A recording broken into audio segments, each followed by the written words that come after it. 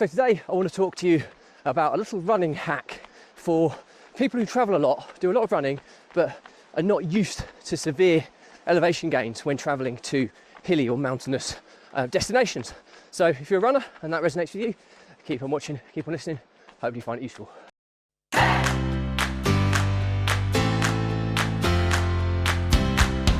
Welcome back to consecutive day 1728 of the diary of a Runpreneur. Today's topic is all about a little running hack for reducing elevation on routes, particularly if you're not used to high elevation gains and you're travelling frequently to hilly or mountainous destinations.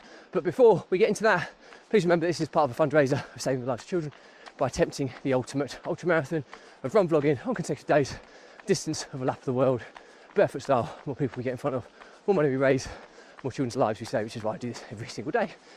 So back to the topic at hand. So I'm here in a place called Sal in Andorra. We're on a family skiing holiday, and I love skiing. I'll go as many times as I possibly can within reason. But the problem is with my running streak, it's incredibly challenging, not just skiing all day and then running, but the fact that it's highly likely the destination is going to be hilly or mountainous. And with that comes a lot of elevation gain.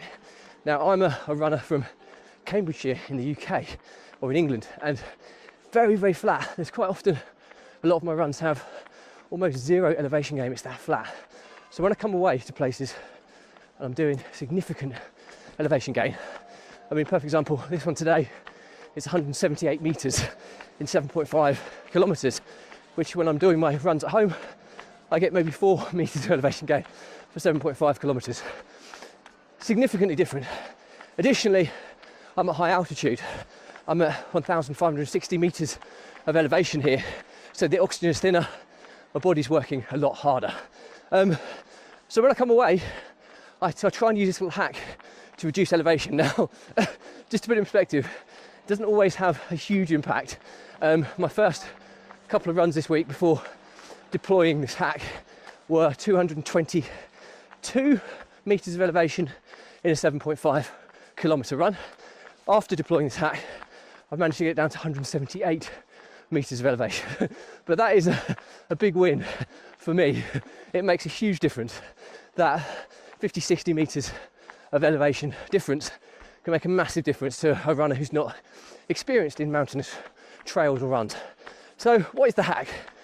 It's pretty simple. So first and foremost, when I'm planning my routes, I use an app called Footpath. I'll also use Strava as well to try and find previous routes that people have run for a similar distance in an area that I'm staying close to.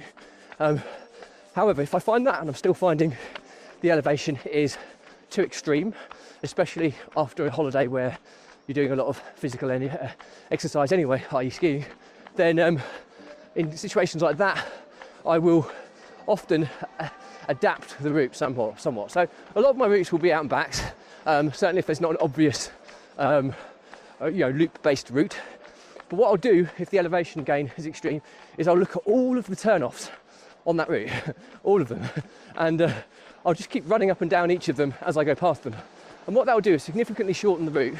So if there is a significant amount of elevation gain, it will reduce quite considerably, because it's highly likely the turn-offs are going to be a lot flatter than if you're going to be doing the out and back.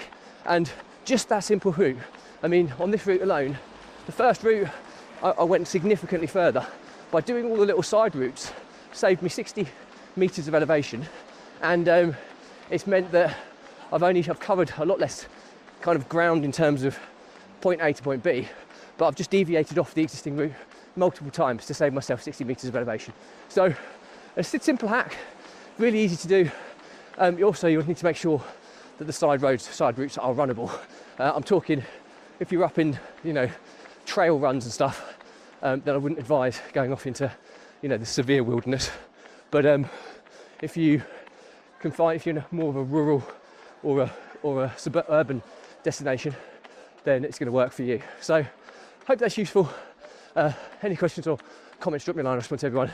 But please remember that this is part of a fundraiser of saving the lives of children by attempting the ultimate ultramarathon of run vlogging on consecutive days, distance of a lap of the world, barefoot style. More people we get in front of, more money we raise, more children's lives we save, which is why I do this every single day. Thank you as always, stay positive, stay happy, I'll see you again tomorrow.